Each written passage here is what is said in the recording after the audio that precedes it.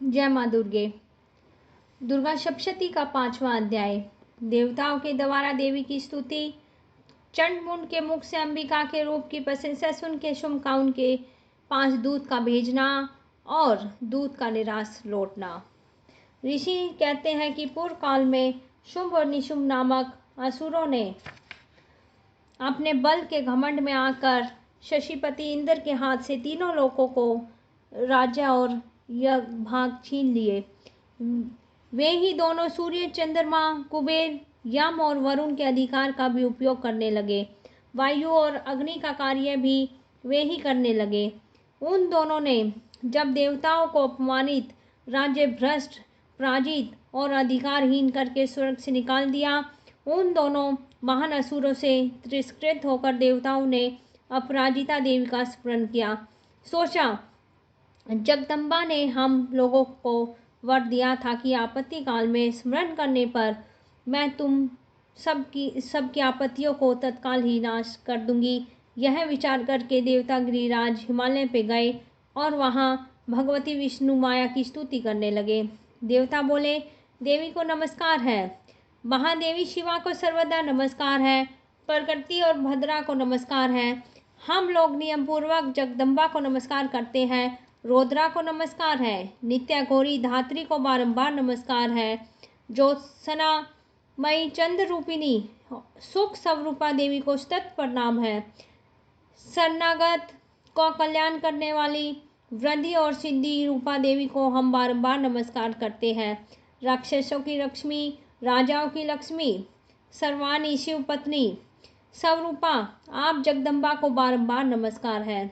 दुर्गा, दुर्ग पारा, सारा, सर्वकारिणी, ख्याति, कृष्णा, ध्रुमा देवी को सर्वदा नमस्कार है। अत्यंत सौम्य और अत्यंत रौद्र रूपा देवी को हम बार बार नमस्कार करते हैं।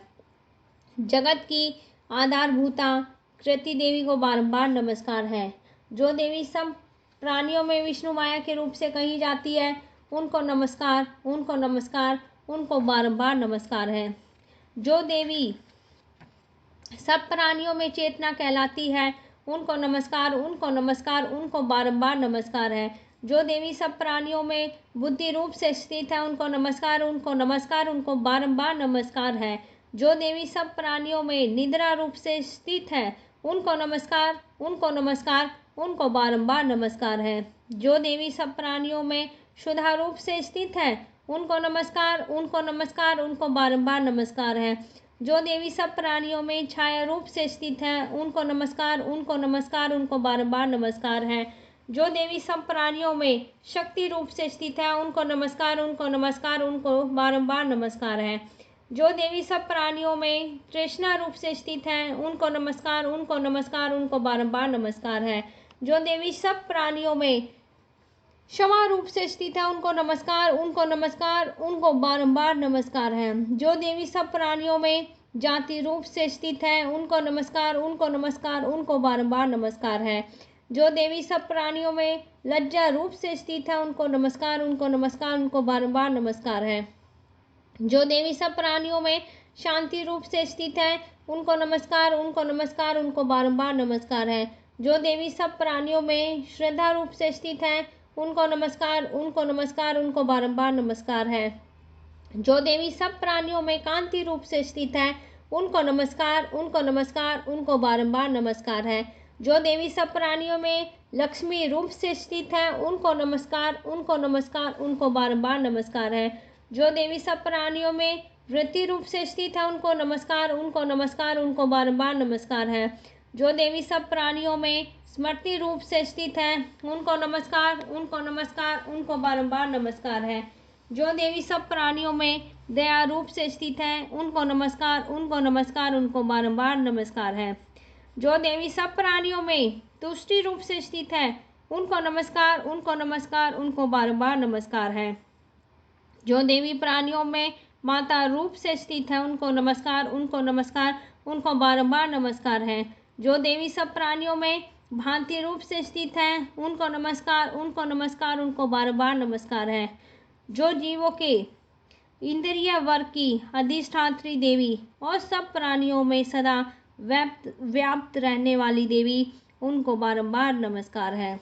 जो देवी चैतन्य रूप से समस्त जगत को व्याप्त करके स्थित है, उनको नमस्कार, उनको नमस्कार, उनको बारंबार नमस्कार है। पूर्व काल में अपने अभिष्ट की प्राप्ति के लिए देवताओं ने जिनकी स्तुति की और देवराज इंद्र ने बहुत दिनों तक जिनका सेवन किया, वह कल्याण की साधन भूता ईश्वरी हमारा कल्याण और मंगल करे और हमारी सभी आपत्तियों का नाश करे। उधर दात्यों से स्थाये जाने पर हम सभी देवता जिन परमेश्वरी को इस प्रकार नमस्कार करते हैं और जो भक्ति से विनम्र पुरुषों के द्वारा स्मरण किए जाने पर तत्काल ही संपूर्ण विपत्तियों का नाश कर देती है, वे जगदम्बा हमारा संकट दूर करे। ऋषि कहते हैं, राजन, इस प्रकार जब देवता स्तुति कर रहे थे तो उस समय पार्वती देवी गंगा जी के जल में स्नान करने के लिए वहां पर आई।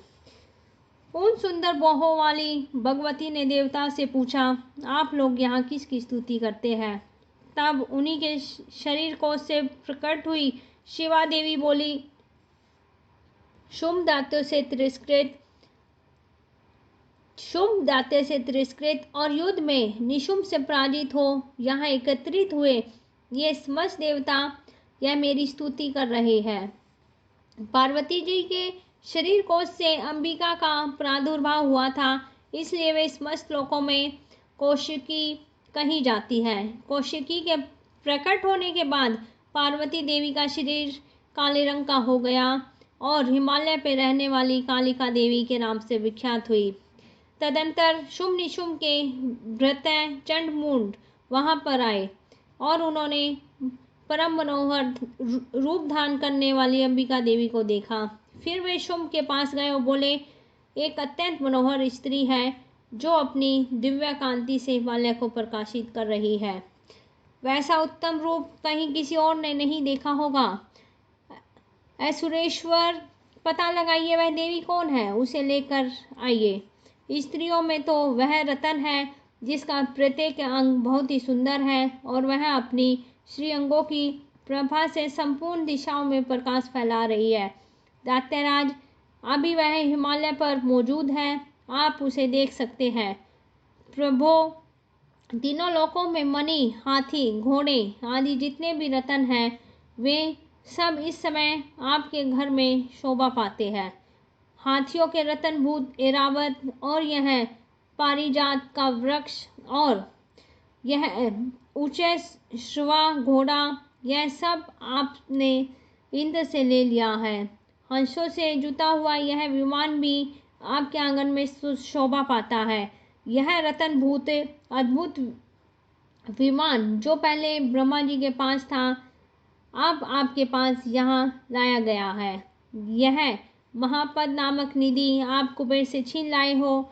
समुंदर ने भी अपना किलंजलिकनी नाम की माला भेंट की है और जो केसरों से सुशोभित है और जिनके कमल कभी कुहमलाते नहीं है। सुवर्ण की माला की वर्षा करने वाला वरुण का छत्र भी आपके घर में शोभा पाता है और ये श्रेष्ठ रथ जो पहले प्रजापति के अधिकार में था, अब आपके पास मौजूद है। दैत्येश्वर, मृत्यु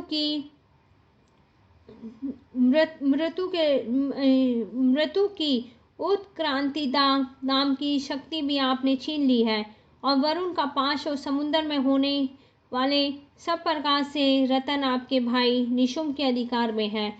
अग्नि ने भी सर्वतः शुद्ध किए हुए 2 वस्त्र आपकी सेना में अर्पित कर दिए हैं। दैत्यराज, इस प्रकार सभी रतन आपने एकत्रित कर दिए हैं।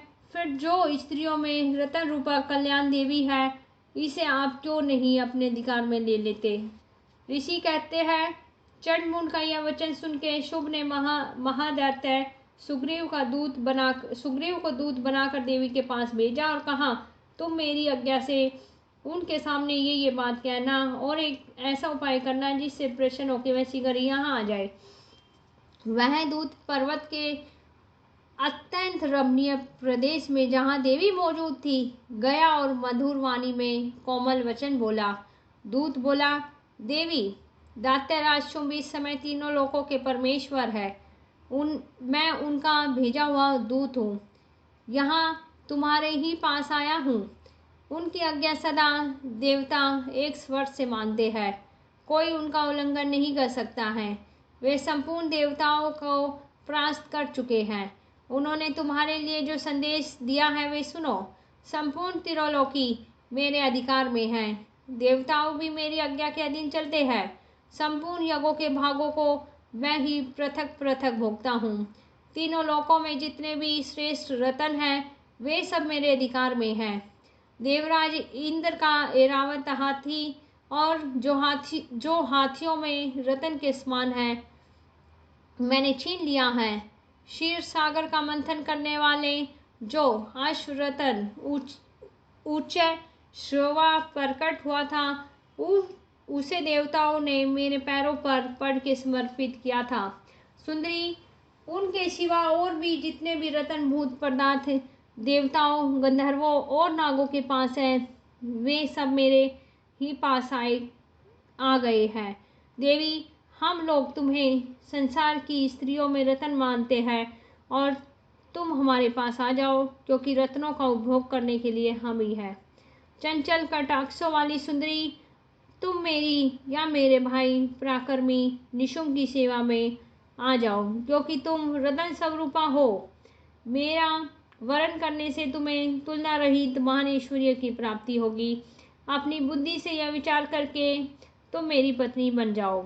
ऋषि बोले, दूत के यों कहने पर कल्याण बई भगवती देवी दुर्गा, जो इस संसार को धारण करती है, मन ही मन में गंभीर भाव से मुस्कुराई और बोली। देवी ने कहा, दूत, तुमने सत्य कहा, इसमें तनिक भी संशय नहीं है।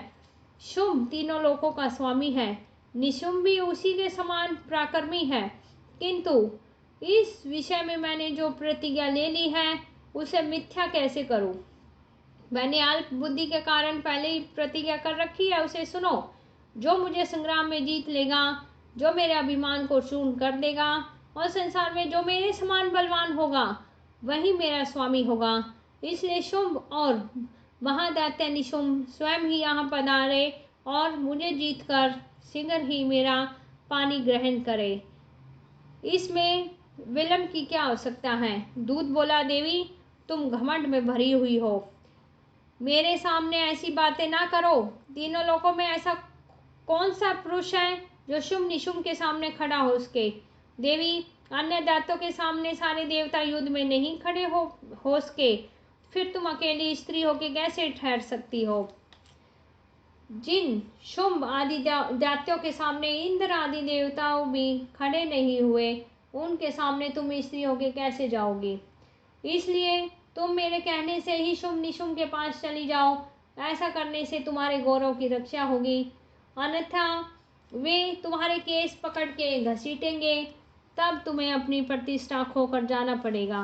देवी ने कहा, तुम्हारा कहना ठीक है। शुंभ बलवान है और निशुंभ भी पराक्रमी है, किंतु मैं क्या करूं। मैंने पहले ही बिना सोचे समझे प्रतिज्ञा ले ली है। अतः अब तुम जाओ और मैंने जो कहा है वह सब दैत्यराज से आदरपूर्वक कहना, फिर उन्हें जो उचित जान पड़े वो करे। इस तरह देवी दुर्गा सप्तशती का 5वां अध्याय पूरा होता है।